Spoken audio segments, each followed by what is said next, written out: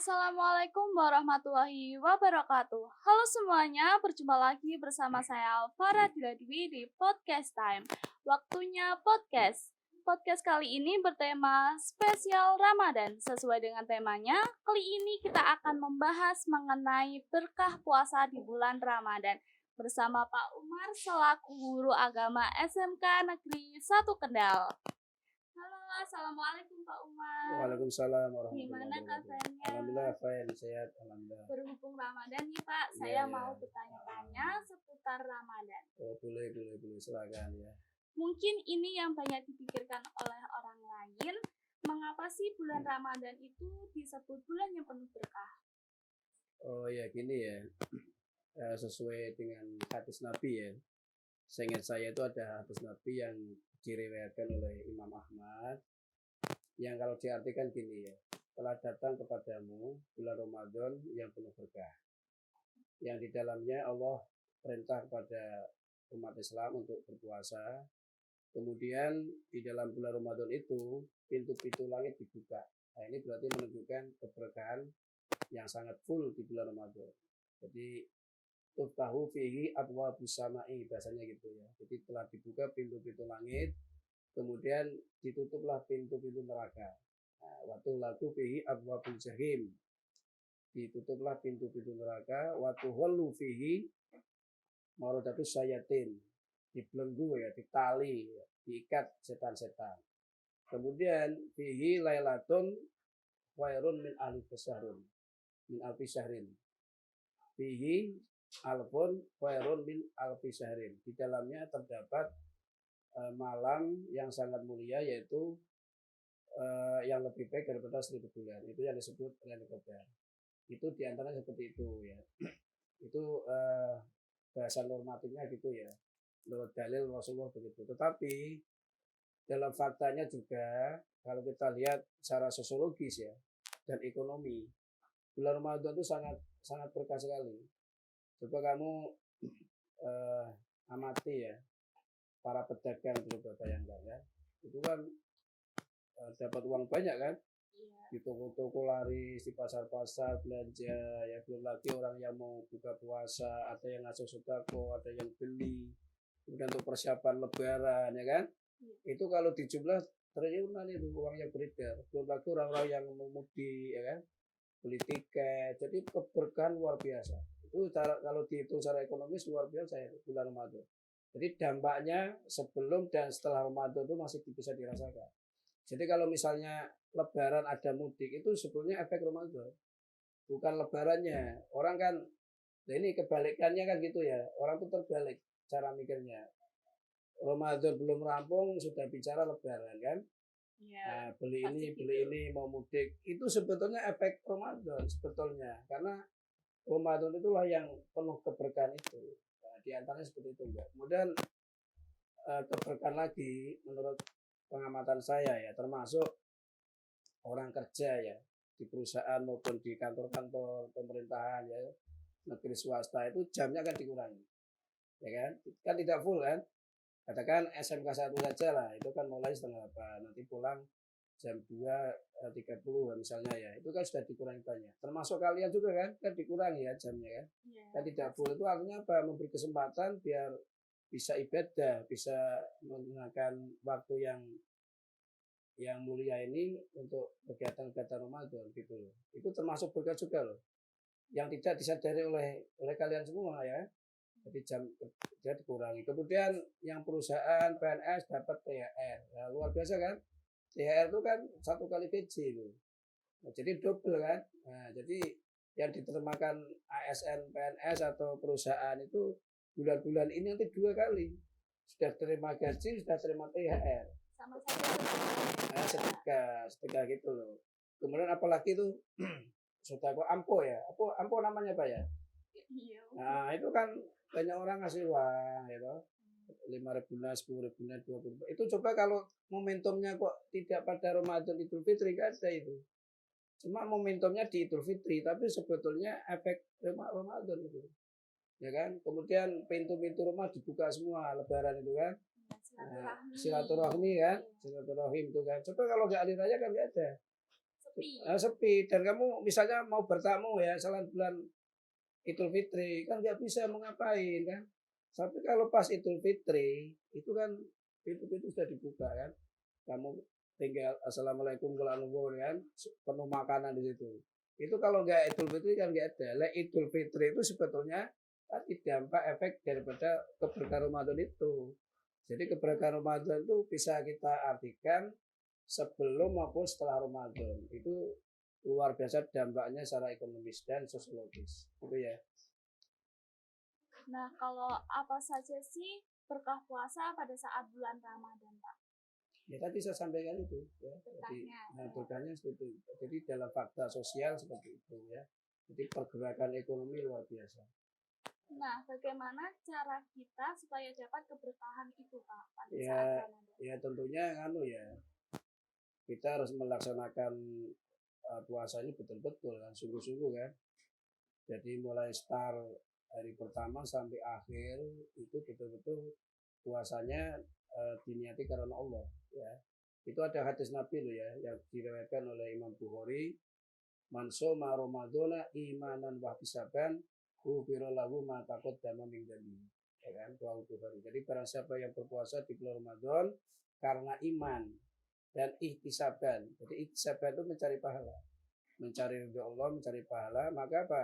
Seluruh dosa-dosanya diampuni, baik dosa yang sudah lewat maupun yang belum dilaksanakan kan gitu. Itu termasuk keberkahan juga itu. Jadi artinya yang mendapatkan keberkahan yang full Lailatul Qadar ya seperti itu.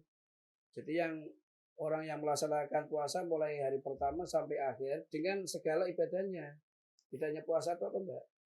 Jadi selain kita tidak makan minum, tidak melanggar larang-larangannya, kemudian malamnya kan ya kita qiyamul lail atau tarawih itu, tadarus Al-Qur'an, sedekah, pokoknya sebulan terus full ya, full aktivitas dan diniati karena Allah. Itu insya Allah yang dapat berkah seperti itu. Jadi tidak semua orang dapat loh ya. Apalagi yang tidak puasa, menurut saya kok nggak dapat itu, ya kan? Kalau bagi yang cewek kan haid kan Pak, itu gimana sih caranya biar tetap dapat keberkahan? Ya, kalau itu kan darurat ya, darurat artinya naluri ya, karena wanita kan secara kodrati mas seperti itu, ya tetap dapat. Siapa sih yang bisa menahan darah keluar kan nggak bisa tuh. Kalau sudah saatnya kan itu berarti ciptaan Tuhan. Dan itu kamu harus bersyukur itu bisa haid bisa men itu ya. Sebagai wanita sempurna kan bisa men. Coba kalau nggak men berarti kan bukan wanita itu. Gitu ya. Nah, jadi itu karena bukan kita kan, itu takdir ilahi kan. Yang tetap saja meskipun kamu haid kan, kalau setelah tidak haid kan puasa lagi ya.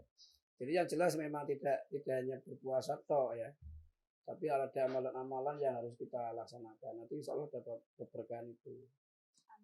Terakhir, pesan untuk kita semua supaya mendapatkan berkah puasa pada saat bulan Ramadan. Ya tadi sudah saya sampaikan ya, tentunya ya berpuasa yang betul-betul sesuai dengan syarat rukunnya ya. Jadi niat di malam hari, jangan sampai lupa karena ibadah tanpa niat kan nggak akan diterima. Nah khusus bulan Ramadan ini niatnya harus tiap malam. Itu menurut pendapat Imam Syafi'i ya. Tapi kalau pendapat yang lain seperti Imam Malik itu bisa langsung 1 bulan. Tapi kita ini kan ikutnya Imam Syafi'i. Berarti apa? Setiap malam kita niat. Ya, niat itu dalam hati. Jadi adapun lafaz kata-kata itu kan sunnah. Jadi yang penting hati mulai berbuka puasa itu sudah bisa niat sebetulnya. Jadi begitu matahari terbenam maghrib kita berbuka kan itu langsung niat besoknya bisa. Nggak usah nunggu kan ya. Cuma kan tradisi di kampung-kampung itu seolah-olah niat itu habis taruh ya. Iya. Itu kan hanya momentum mengingatkan supaya kita nggak lupa. Jadi kita niat boleh. Habis kita berbuka puasa langsung niat boleh. Semalam itu nggak boleh melewati fajar. Kalau sudah subuh kok kita lupa niat, kita nggak sah niat, puasanya nggak sah itu. Tiap malam harus itu niat itu. Di antaranya itu ya. Jadi niat yang baik karena Allah, menepati melaksanakan syarat rukunnya kan supaya kita puasanya diterima. Kemudian amalan-amalan sunnah dilaksanakan. Tadarus Al-Qur'an misalnya. Bagaimana 1 bulan puasa ini kita bisa khatmul Quran, ngatam ke Quran gitu kan bisa itu. Kamu sendiri berapa juz ini? Waduh, belum tahu. Oh, belum tahu, Masya Allah. Itu mesti bisa dihitung loh ya. Setiap hari 1 juz. Iya. Ya, setiap 1 juz. Itu momentum loh ya. Kalau sore itu kan ikut tadarusan di musola. Ya monggo itu bagus. Cuma ada target sendiri kalau bisa. Jadi pokoknya setiap hari 1 juz, 1 juz. Karena ini puasa ini betul-betul momentum yang tidak tahu ya yang akan terjadi. Misalnya tahun depan apa kita menangi kan nggak tahu. Maka Allah memberikan 1 bulan itu betul-betul penuh rahmah, maghfirah, ampunan kan. Itu kesempatan yang harus diraih. Kita 11 bulan itu sudah berbuat maksiat enggak? 11 bulan itu kita berbuat maksiat loh ya. Betul ya? Iya. Apa? Dosa mata. Itu yang paling sering dosa mata itu tiap hari kan. Begitu melihat HP ini kan dosa. Ya kan? Melihat apa dulu kan? Nah, kemudian ini lisan membuling temannya. Ya kan? Ngerasani hibah itu kan dosa terus itu. Itu tentunya ini yang kecil-kecil saja. Tidak dosa besar kan? Nah itu 11 bulan manusia itu berbuat dosa. Nah untuk Allah itu Maha Rahman, ngasih kasih sayang, rahmat itu. Rahmat itu ya gitu, Allah ngasih rahmat, kasih sayangnya dalam bentuk Ramadan. 1 bulan ini untuk menebus dosa mestinya. Dan nanti setelah rampung Ramadan, insya Allah ya kalau puasanya benar sungguh-sungguh, itu hati itu akan bersih. Hati kita itu akan bersih, putih kan. Karena apa? 11 bulan itu ternodai oleh dosa-dosa hati kita. Ya, setiap kita bermaksiat, dosa, hati kita itu semakin hitam. Ada bintik-bintik hitamnya itu. Jadi, belrona ala kulubihim. Itu dalam Al-Quran itu. Jadi yang membuat apa ya kita jauh daripada Allah itu hati kita tidak bersih. Ron itu ada bintik-bintik hitam. Meskipun kalau di mikroskop nggak kelihatan waktu kamu ya, gaib ya. Tapi dalam Al-Quran itu hati itu kalau sering orangnya berbuat maksiat semakin gelap ya, gelap itu ada bintik-bintiknya, sehingga hati roh kita yang mestinya itu bisa komunikasi dekat dengan Allah karena kita banyak dosa, maka manusia semakin jauh ya kan. Jadi berarti orang kalau sering melakukan dosa semakin jauh dari Allah karena hatinya tertutup oleh noda-noda itu. Nah ini 1 bulan kesempatan emas, rahmat Allah diturunkan lewat Ramadan itu supaya kita betul-betul puasa yang sungguh-sungguh, diharapkan hati kita bening, bersih, suci, sehingga apa? Kita tuh bisa melihat keagungan Allah.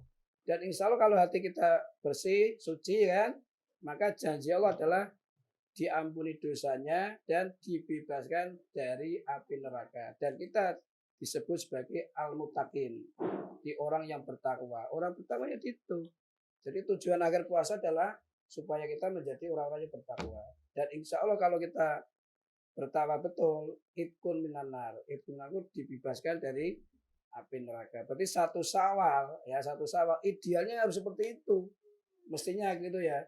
Meskipun kebanyakan manusia setelah 1 Syawal ngelakoni dosa maneh atau berbuat dosa lagi, ya itu manusiawi lah.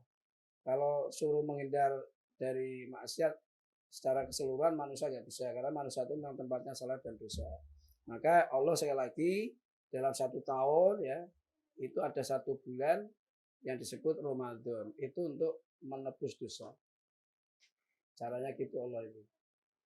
Baik, harus dimanfaatkan sebaik-baiknya ya di bulan ini. Nah itu tadi pembahasan kita bersama Pak Umar mengenai puasa berkah di bulan Ramadan. Terima kasih untuk Pak Umar Ya, sudah sama-sama meluangkan ya, waktunya sama-sama. dan juga memberikan informasi yang sangat-sangat Ya, bermanfaat mudah-mudahan bagi kita bermanfaat untuk semua. kita semua. Selamat menjalankan ibadah puasa bagi kita semua yang menjalankannya. Saya Faradila dan juga Pak Umar pamit undur diri. Terima kasih. Wassalamualaikum warahmatullahi wabarakatuh.